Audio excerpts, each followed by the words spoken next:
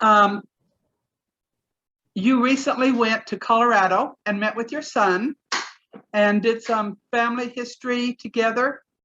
And I know you had some wonderful experiences. Are they too remarkable to share, or are you willing to take a couple of minutes and share? No, I'll take a couple minutes. Our son lives here. He's our oldest son, and his name is Eldon Lohr, and he's named after my great grandfather on my father's side, who was a part of the gold rush, the silver rush, California, and I mean, he grew up. His home was in Iowa, but they went with the gold rush to seek, things as more people were coming. Work was getting tight, and so they. But anyway, he was all part of that, and then he ended up settling in Irwin, Colorado, and he lived on Pikes Peak for a while. He was a trapper and a miner, and we were told that. Well, anyway, the interesting part about this is our oldest son, Eldon Lohr, has been after my great grandfather to know all he can know about him and find out about him, and so he's been really pursuing this heavily.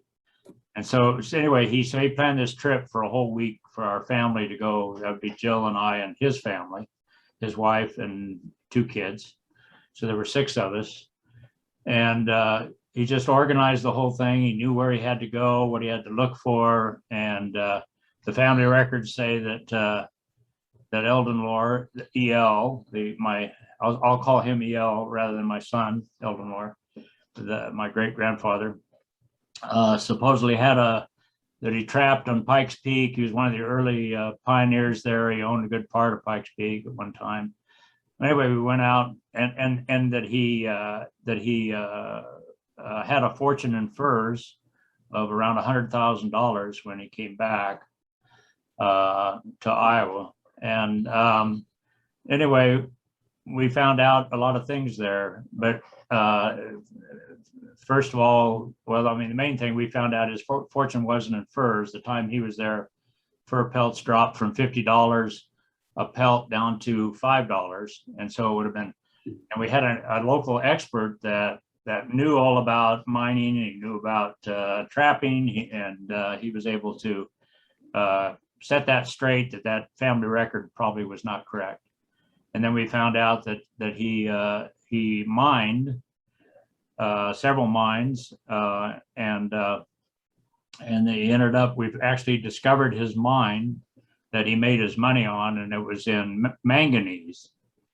And at the end of the 1800s, manganese was used to refine iron into high-grade steel. So that was just before World War I and everything. And this expert guy who knew all about mineralogy, he was a geologist, he said manganese would have brought a high price at that time that he was mining at. But anyway, it's called the Little Maggie Lode. We even tried to hike up the mountain to that. Oh goodness, it was too hard for a guy my age to go up there, but it went forever. But we didn't get to the mine, but it was amazing. And this is the part that I mentioned to you that was really interesting, was that Irwin, for a ghost town, was completely gone. No foundations, nothing. Nature just completely changed it. One time it was the highest year-round habitable community in Colorado. And we found out that there were 500 homes up there at one time in this bowl. When we went up there, and my oldest son took out trekking across this bowl, this high mountainous area, and he would come to a spot where he felt something. He says, I feel EL was here in this spot. Well, he did this 4 times.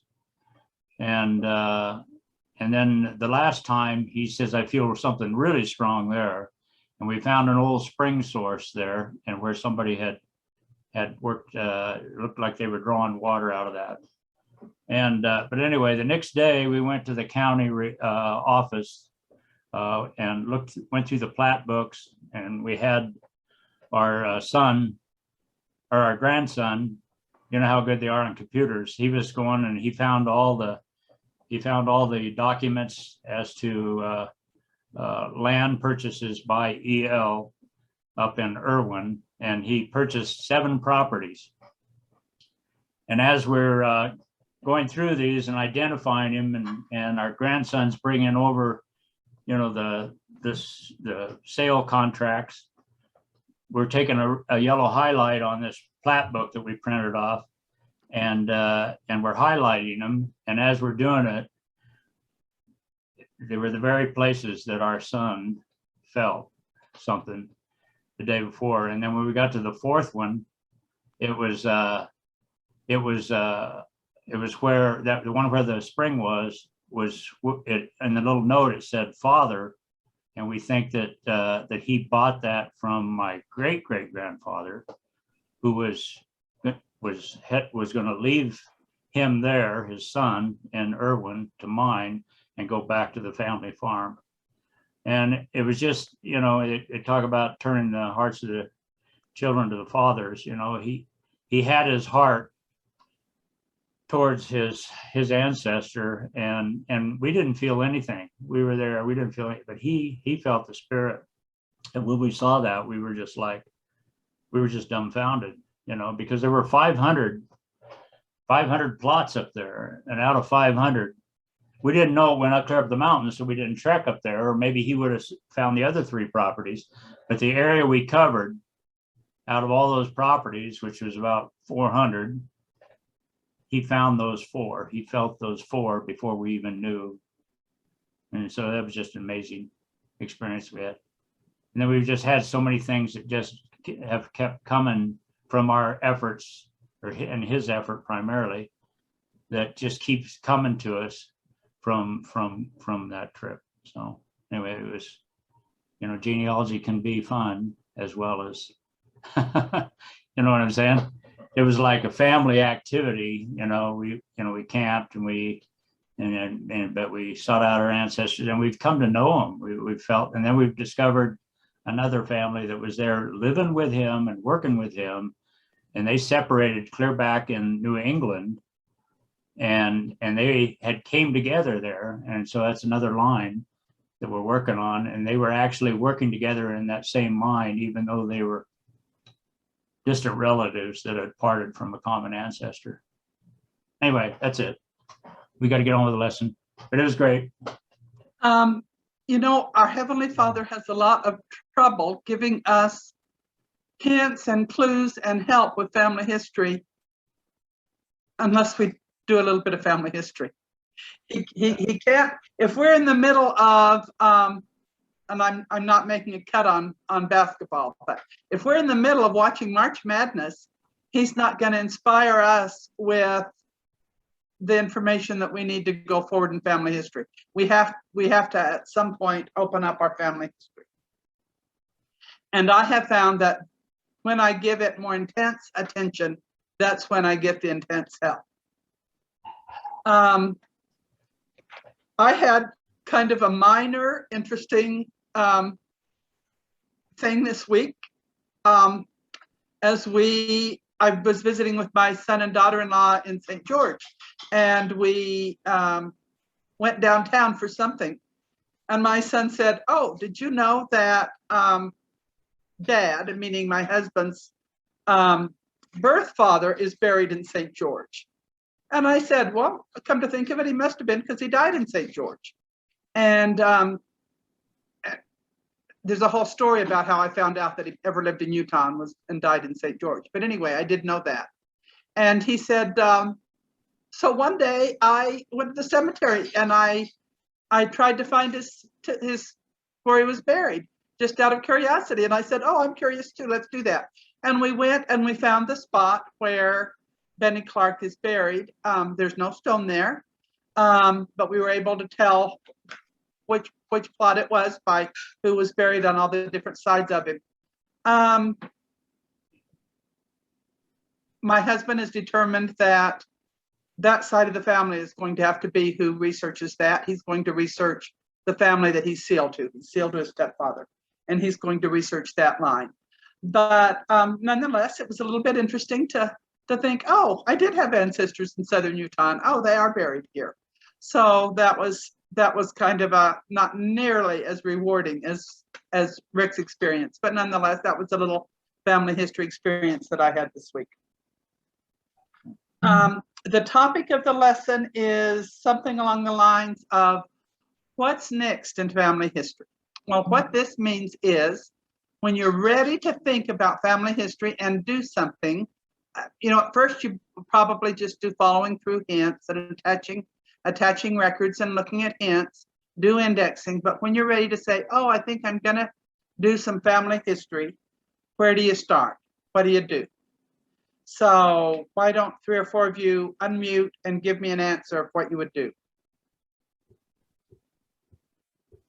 Now, there's other things that are very important to family history, like writing biographies and getting pictures for the family and for FamilySearch.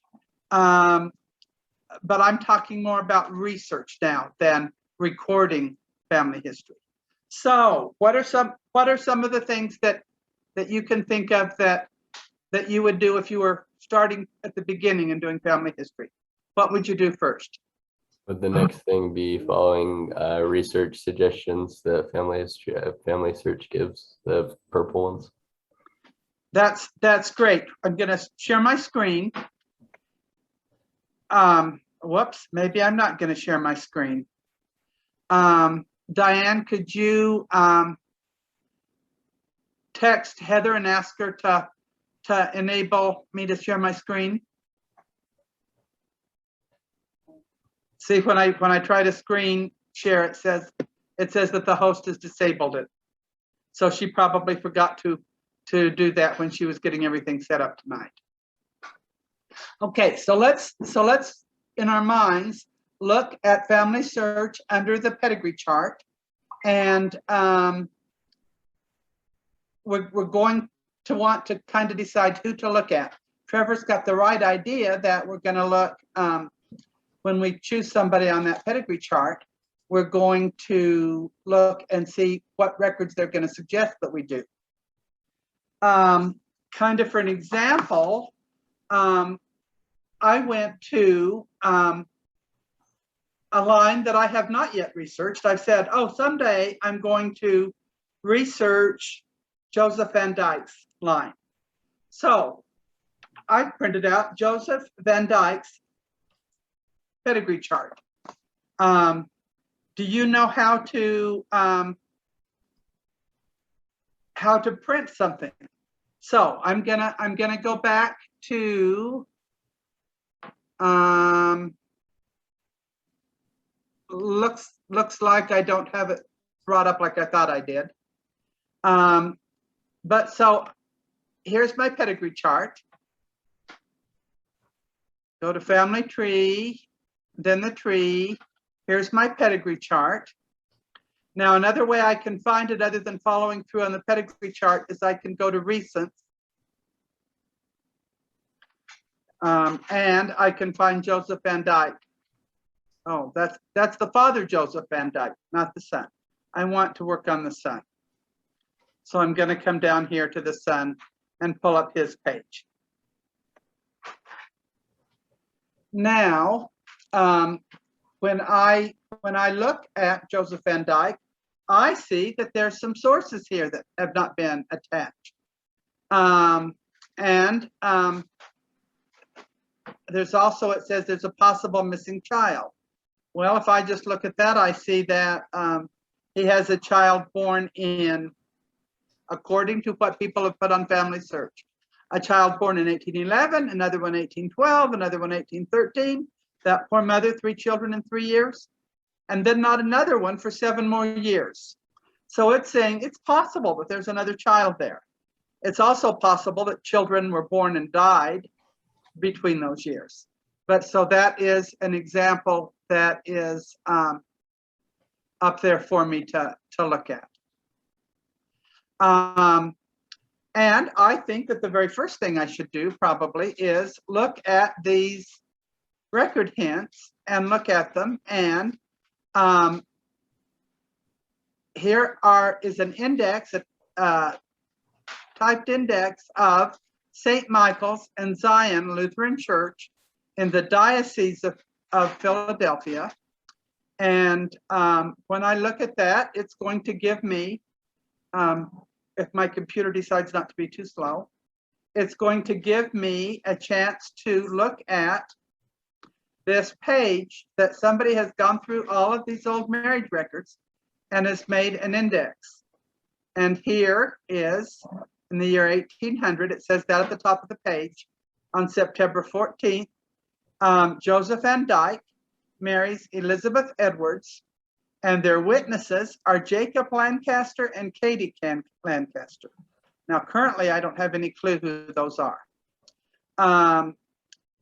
And this is just an index. It's not the actual first record. And the source does tell me that if I go to the Historical Society of Pennsylvania, I can look at the original record, but they have not let the original records be filmed yet. So for the time being, I either have to go to Pennsylvania or else just be content with what's here in the index.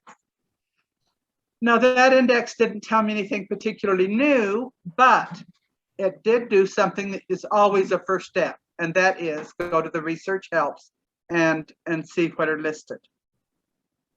Now, the next thing in my mind that I'm going to want to do is have a family group sheet to look at. So how do I find the family group sheet to look at? Now, I can look at all the details about the people in their individual, by clicking on their individual names. But if I want to look at their family group sheet, which is going to list each child and each person with the information, and if I also want it with sources, I click on here. So this is on the right-hand side near the bottom, and it says I can print the pedigree chart, a picture pedigree chart. Well, back in the 1800s, in the early 1800s, they didn't have that many portraits. I wouldn't accomplish anything today with a portrait pedigree. A fan chart for this person, or a family group sheet and a family with sources. So the first thing I'm going to do is I'm going to look at this sheet, and I'm going to use, this is my method. I use a red pencil and I circle what's missing. It doesn't have an endowment for Joseph Van Dyke, but he is he has his initiatory work done. So somebody has submitted that work. His death information is missing. And similar with his wife. His wife's mother is not known. But I can go through this sheet and circle what I don't know. And as I'm looking at this family group sheet and thinking about this family, when I already know what I don't know, then it's going to make it easier for me to move on and do what's next. So we've looked at the hints and we have printed the family group sheet.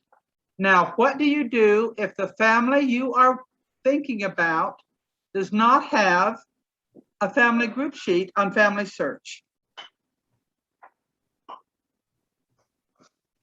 What you would do then is you would go to this help center and you would put down print blank forms. And it's going to tell you, if you follow this through, it's going to tell you how to print blank forms. And there are times when you're going to want blank forms. So that's just a little thing that's kind of good to know. In this case, I had a lot of information on the forms to fill out. Now, whenever you start thinking about somebody, the first thing you need to know is what's already known, and then you decide what's not known yet. So by printing out this family group sheet, I accomplished both of those in part. I was able to find out that according to FamilySearch, this is what we know about Joseph Van Dyke. Now, FamilySearch doesn't know it all, so where else am I going to look? Go ahead and interrupt me and answer. My husband just said an answer quietly. Did any of you hear what he said? He said, look on Ancestry.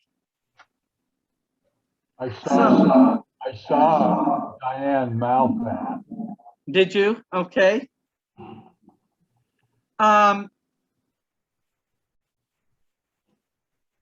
Ancestry has a lot of records that FamilySearch doesn't have.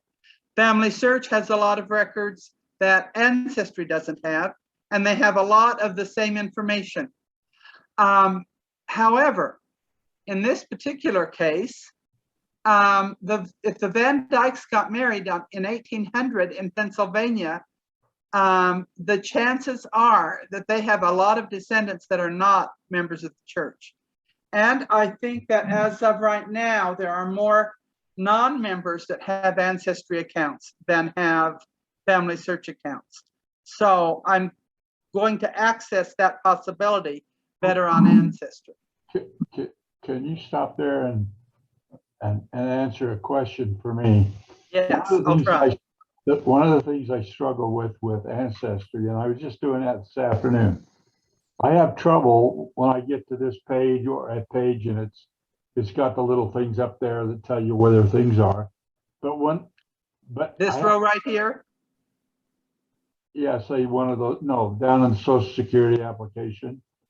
Down there, you go to 2015, recent tree activity. Yeah.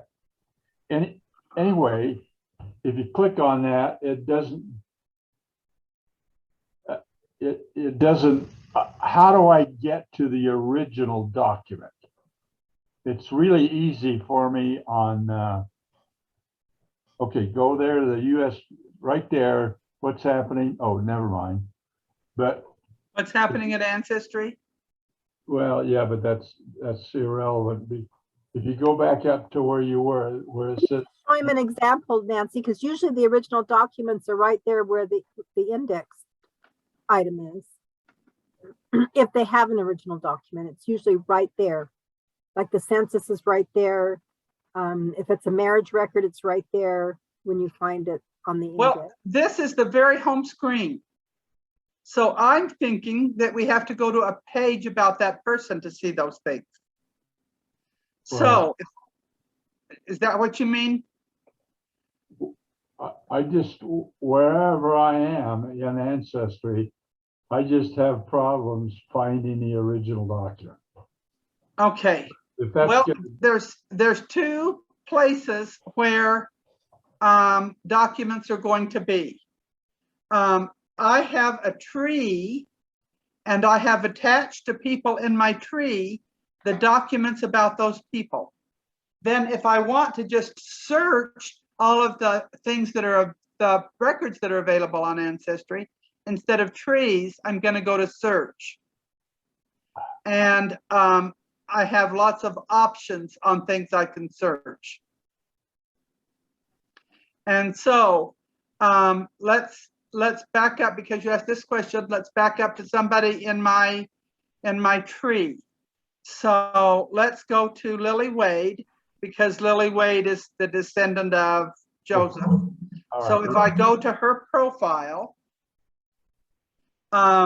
here is a list of sources that I have looked at in regards to her information. So right here, all of these are sources about her. Click on the one of them and. Well, those are just sources. They're not documents. Some of them are going to be documents. Yeah, but I clicked on that and turned it purple. Then I click on the word view, and yeah, it gives you that. Right. Those aren't that particular. That's not the document. That she's right. That's not the document. That is just the citation for finding the document. Okay. And it did not give me a direct link to the source. Yeah, and John, maybe right after class, we can stay on Zoom, and you could give me a personal example, and we could do it that way and see if we can help that way. Would that be okay? Okay. Yeah, I didn't want to take a lot of time, but since you were at that page, I thought, But that is a valid question for us to talk about is, how do we look at the actual record? Because I want to look at the actual record. I want to see this 1860 census of Schuyler County, Illinois, and see what Lily Wade's family looked like in 1860. Now, if I go back to FamilySearch and I'm looking at a source for Joseph Van Dyke, I can't see the list of sources until I click on the word sources, but here it's going to tell me under each name, under each one, it's going to say view the source. Here's the 1820 census that he's in.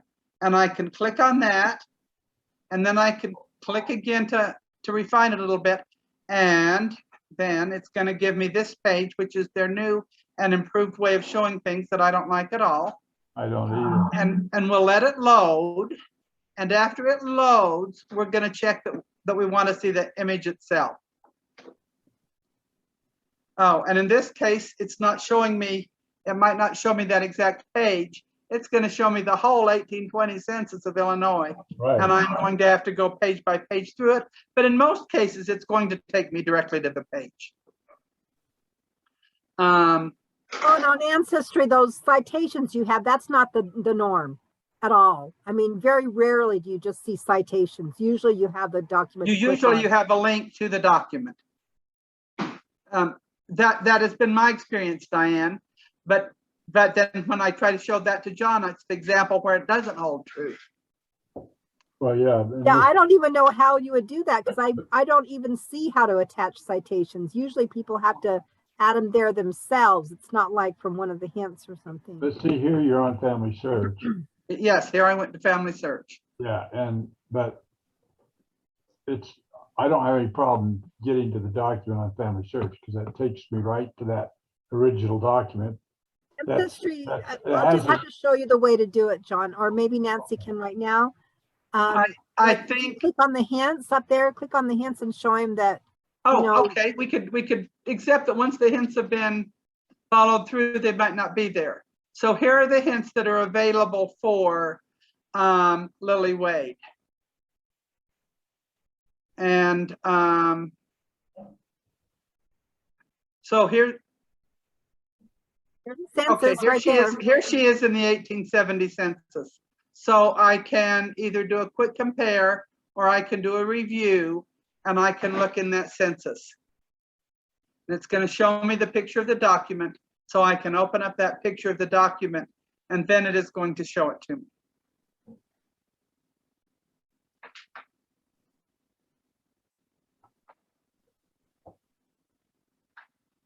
And I'm going to have to come down the page. I think maybe it turned it green for me.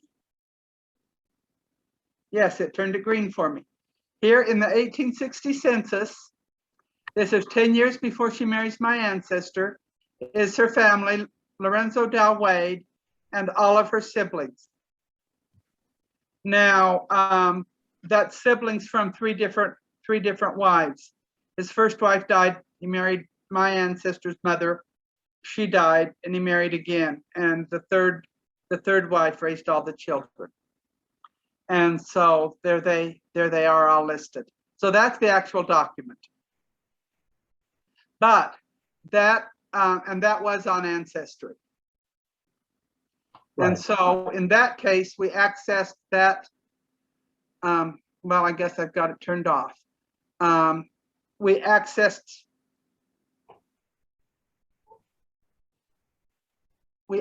this by going through the hints by her name. So John, both you and I should practice with that more.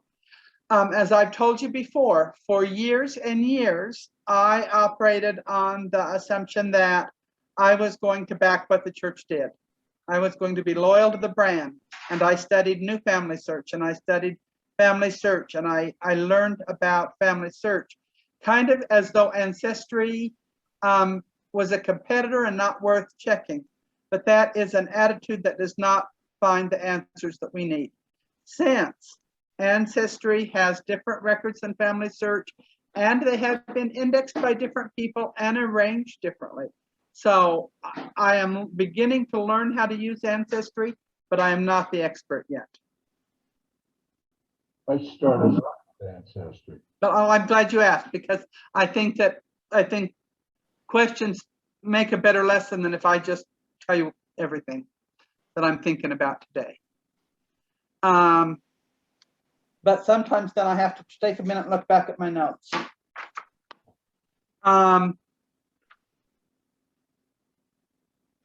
Among the things that I have done then with Joseph Van Dyke is I have looked at the different sources that are available for him.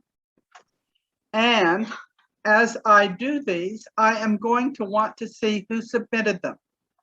Now, in this particular case, Noel Thomas is the only person besides me that has submitted anything about Joseph Van Dyke. But I might want to write him and ask him in questions. There's another person near to the top. Oh, there is one, Talbert, Randy Talbert. Okay. And you see, here are 3 different sources that list Pennsylvania marriages. And they were added at different times. But I suspect that pretty much they have the same information. But particularly if he had something that I didn't have another source on, I'm going to want to get in touch with him. How do I get in touch with him? I click on his name. About anything that's blue you could click on, you know. And so here it is going to tell me his Gmail address. Now, if somebody doesn't want to give FamilySearch their email address, then it will just say send a message. And if you send a message, and then it gives you this little template to fill out with your message on it. And then when you're through filling it in, you click send, and it's going to send Randy Talbot that letter, that message. Then he is going, the next time he opens up FamilySearch, he's going to see that he has a little red note there, or else by the bell, that is going to be, you got a new message from somebody. It's going to be the letter. It's not going to be the bell. And so then he can open it up. So here's a notice for me from the 5th of August that I hadn't read yet by somebody named Peggy Mortensen. So she doesn't think that I said in my little article that I wrote called Connecting the Dots that I didn't say that I wrote it. So I should go back and edit that and say that I was the one that wrote it. But so you can send, she didn't look at my email, but she did want to get in touch with me. And so she did. And I can tell that she has done an awfully lot of research, Peggy Mortensen 13, on my family. And so I might want to make contact with her. She might know something about this family that I don't know. Now, in the case of Maren Kristen Olsen Hansdaughter, that particular article, that's not new, groundbreaking information. But maybe somebody back here on Joseph Van Dyke that has submitted a record, they might have found the record that really breaks the case open and tells me the things that I do not know and need to know about Joseph Van Dyke. So it is a really good idea, as you're just beginning to do research, to make contact with people who have also done this. So one way of saying this is to say, you start from the known and go to the unknown, and you make contact with other people who know things. Some of the other people you're going to want to make contact with is you're going to want to see if there's any living relatives and make contact with them. I always like to go to Find a Grave and see who has done something on Find a Grave. So for an example about that would be to go to Find a Grave. And in this one, I already know the answer. It's not going to be such a good example for you. But if I were to go to Find a Grave, okay, Find a Grave has bought Ancestry. Find a Grave didn't pull up. Anyway, when you go to Find a Grave, one of the things that it says up near the top is sources. And if you click on sources, you will find out who made that Find a Grave page. And in the case of Lily Wade, it was me that made the Find a Grave page. But often it's the historical society that's of that town, or else it's somebody else with just a name. Maybe they're also your relative. And maybe if they knew enough to put it on Find a Grave, they know more than you do and they can help you. So that is a very good idea of what to do. Then I wanted to show you, I'm going to go back to the page, and I want to make sure that I show you, if we go under search, and if we go to genealogies, I want to tell you a little bit about what genealogies is. Before the days of FamilySearch, way back, not in the beginning by any means, but decades ago, prior to 1960, the church said, it would be good if we made a master file of people's family histories. They've done the family histories and they've submitted the temple work, but other people can't look at their records and see what they've done. So let's start a new program called the 3-Generation Program. And we will ask people to submit to the church family group sheets of their first 3 generations of their family. And if they want to go beyond that, they can, but let's just try to get everybody in the church to do their first 3 generations. And a little side note, at the time that they did that, one of the apostles that was over family history in the church was Elder LeGrand Richards.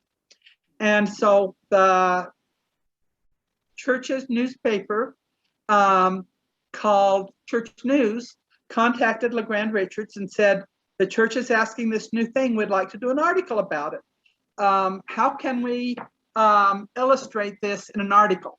And so the answer they came up with was that LeGrand Richards and his son Alden Richards and his grandson Alden LeGrand Richards would all go to the wherever to be interviewed by the Church News and have their picture taken. And in our Family History Center, we have that picture on the wall. So the next time you're there, look on the wall for the picture of 10-year-old Alden LeGrand Richards with his father, Alden Richards, and his grandfather, Apostle LeGrand Richards. And look at that picture of LeGrand, of A. LeGrand Richards, and see if 10-year-old LeGrand Richards looks like our temple president. And you'll find out they've changed a lot.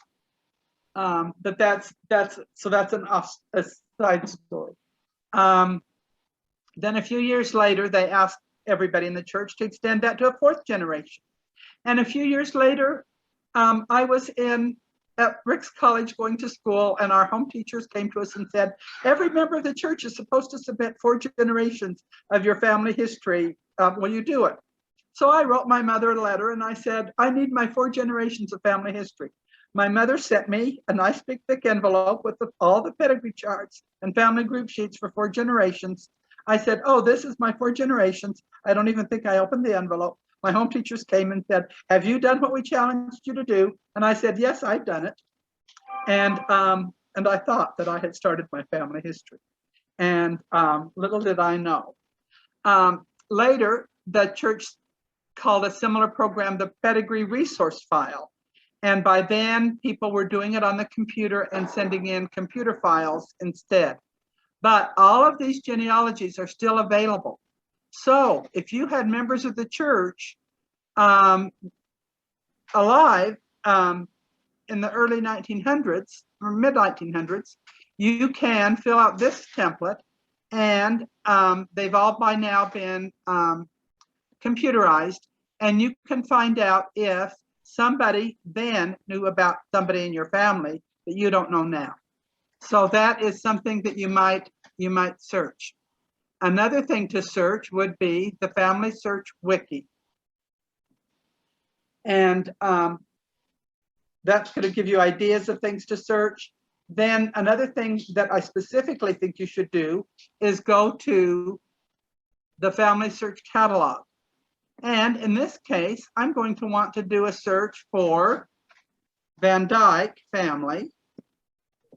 And I'm going to say in Illinois, because that's where I knew they were in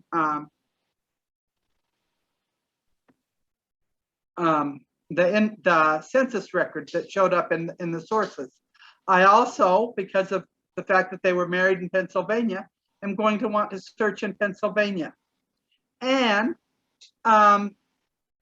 in this case, I didn't find a Van Dyke family in Illinois, but that is definitely worth doing. And when I did this search for Witham in Maine, I was amazed at what I found.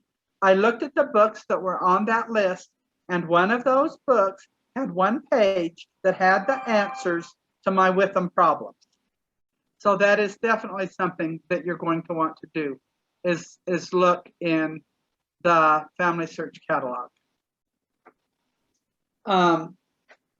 And then there's one other source that is often a very good source, and I have not tried it with this particular case. But what you do is you put down in Google the name of it you're looking for, the word "and" in capital letters, and then the place that they came from. And see if Google can find it. Now, this first one is interesting, but it's 2020. That's not me. That's not my family, 2020. And I might have to go down a little bit. So here it says, here's one that says the Van Dyke family history. There's more Van Dyke information on MyHeritage. Well, that's definitely one thing that I'm going to want to do then, is to make sure that I look on MyHeritage, and maybe even while I'm at it, find my past and see if I find any. And it'd probably be a good idea, particularly if I had a brick wall. This isn't a brick wall, this is just getting started. But I could go down more pages than just the first that show up, because it's got all of this many pages that I can follow through looking for people. And sometimes you will really hit the jackpot and find out what you know with that simple search of the name, the word "and" in capital letters,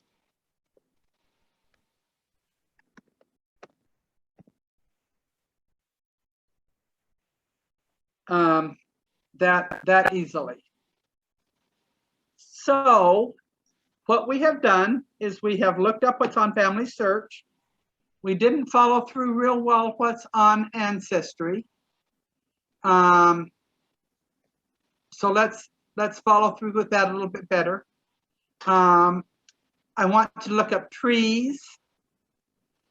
So I want to look up search, and I want to look up at public member trees. And these are people who have put in trees into Ancestry who are willing to share. So I could put in Joseph Van Dyke.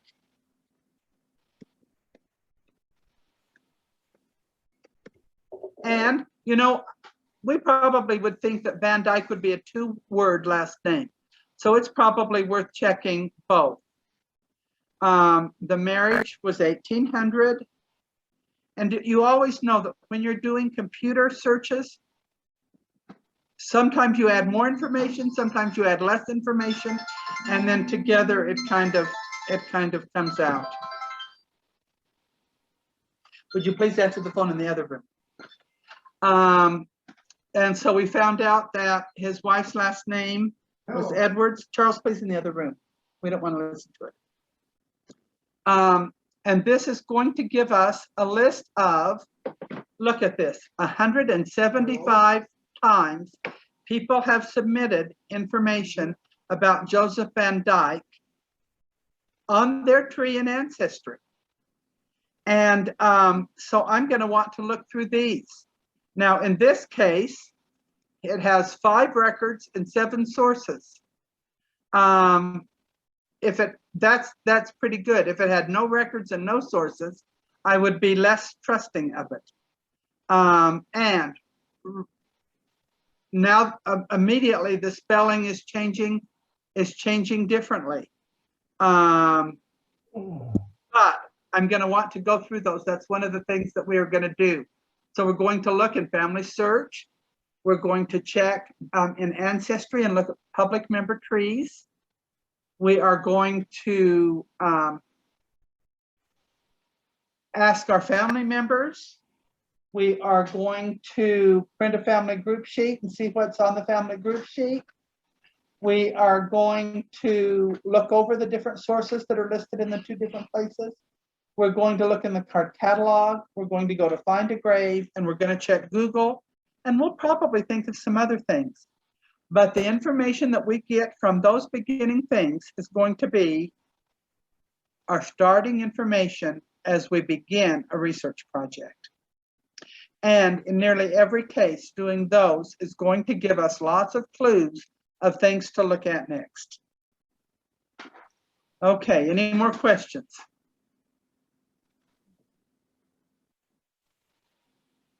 Well, maybe I haven't given you enough time to ask questions.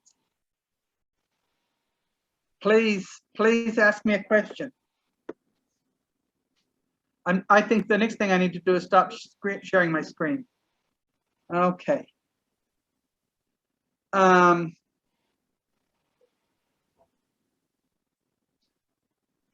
So I think Diane's talking to my husband on the phone.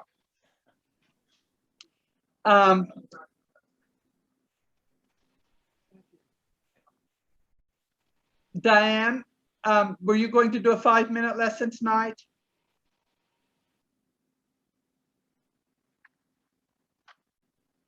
Did you have a 5-minute lesson planned? Is it time for the No, closing because prayer? nobody comes, so I thought I'm just going to abandon that idea. Okay, okay. Then You I can hope, answer. yes, Rick. On, I think. Oh. John say something?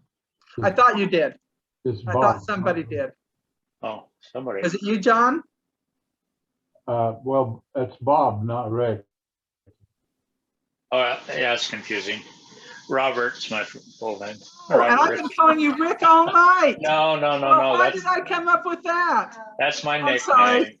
nickname. Thanks for forgiving No, me. it's fine. My middle name's Richard, and I'm nicknamed from my uncle, Richard. Ah, okay. But I did have a question, Okay. and there on the side, and I know that's pretty basic. On the left column of one of your windows there, it has the little not Ancestry, but FamilySearch icon. And what's the globe at the bottom? Now, You know what I'm talking about?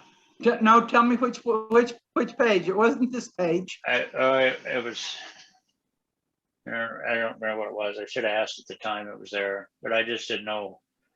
You know, every line was from FamilySearch, and at the bottom, it had 2 of them that was it was the shape of a globe, so it looked like a basketball.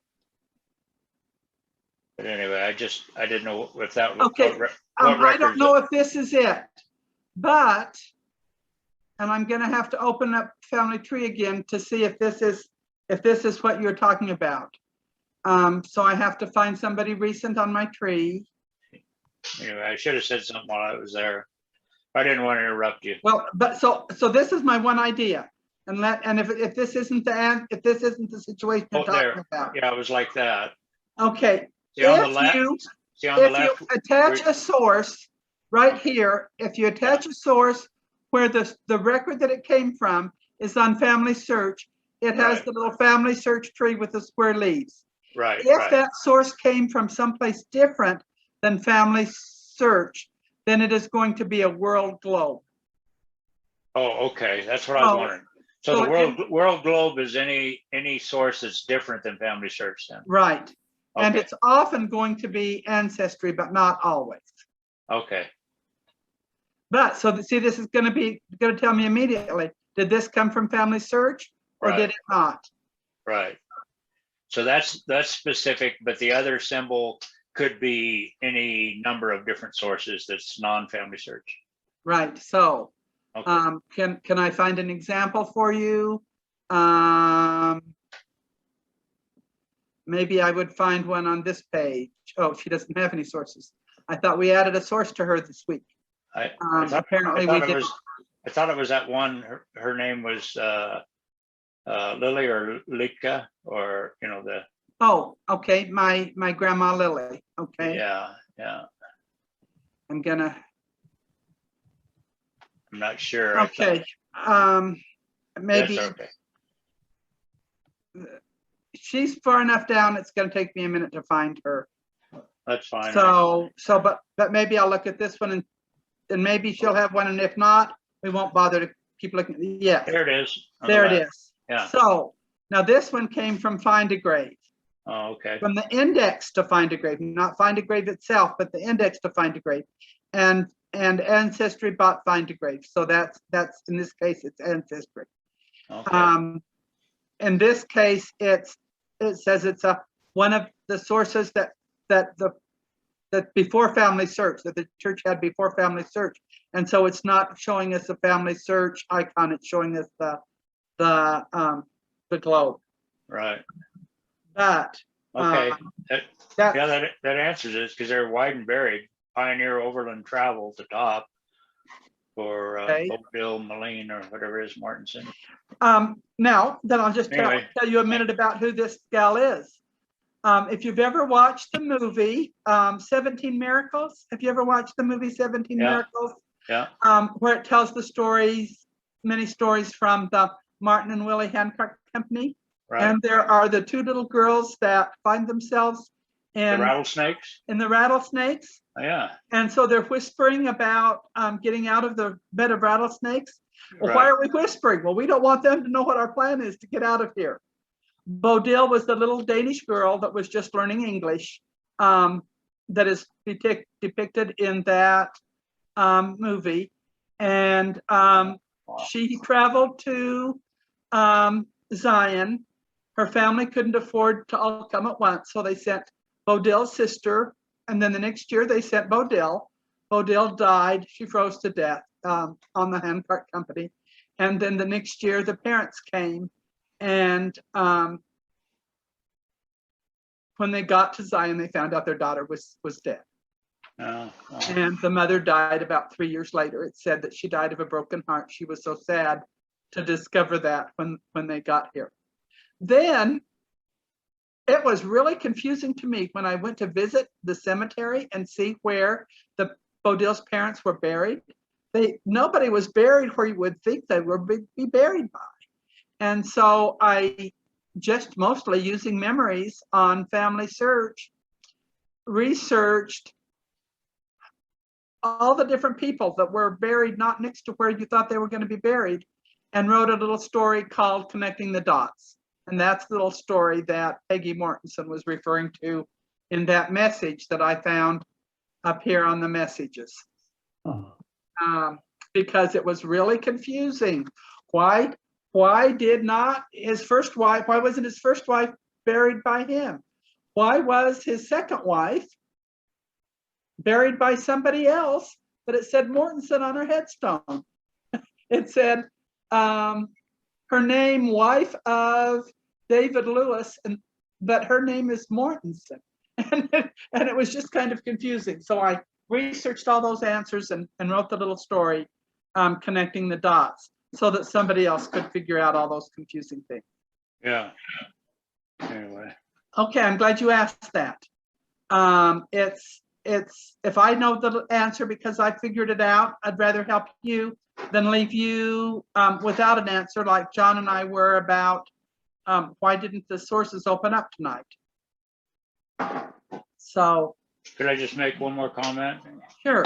about your trip to finding St. George thing? One of the big things that our takeaway from Colorado is we thought we had a lot of information that was valid, and we found out that most of the things didn't take place in Cripple Creek. So supposedly my grandfather was born in Cripple Creek, and we're finding out that he was born in Irwin, which is central Colorado. And then we found out in Cripple Creek, the records burned up there for that period. So we're thinking, I don't know where they got this birth record from Cripple Creek when the record doesn't exist.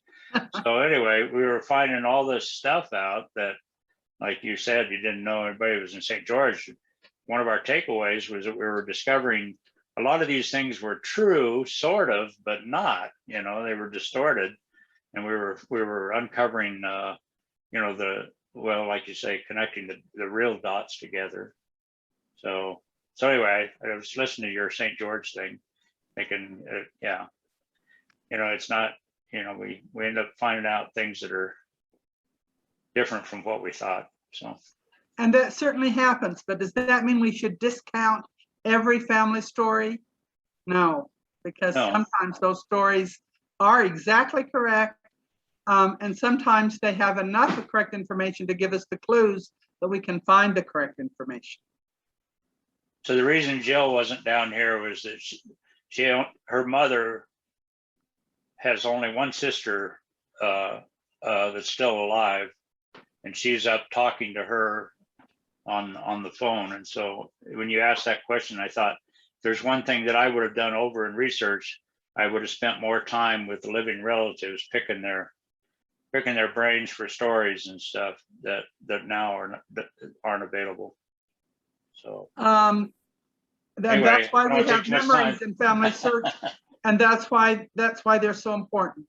Yeah. I remember a time when my mother and dad took us in their hometown of Mancos, Colorado, to all of the places that were important to my mother's family, where she lived when she was a little girl, where she lived after her mom died, all of these things. And I was an adult, theoretically interested in family history. And I can't duplicate that trip. I can't find a single one of those locations anymore. How I wish I would have made notes. Yeah. And that's an advantage of having FamilySearch and Find a Grave. On Find a Grave now, you can click the buttons and get the latitude, longitude, so you can find it later. On FamilySearch, you could make a note that told the latitude, longitude of something and put it on FamilySearch. That would be helpful to somebody else or yourself when you tried to go back and recreate that. Okay, well, I appreciate you and Diane. I think that a lot of the things that just what our activity we've had with you has, we got a long ways to go to get regenerated here on our family history, but anyway.